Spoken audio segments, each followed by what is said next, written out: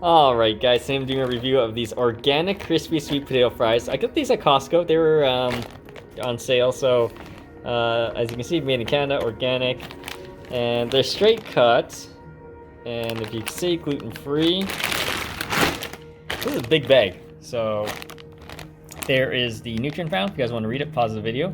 And here are the ingredients. So sweet potatoes, vegetable oil, you got some corn, some rice flour, and then some xanthan gum. So yeah, all right. So let's cook it up. I'm gonna cook it in the air fryer, guys. So I'll be right back. Guys, here's the fries all done. Let's do a quick taste test. There you go. There it is. Not bad. Pretty tasty. They're like very lightly salted. You don't even get any, like, very little salt or anything.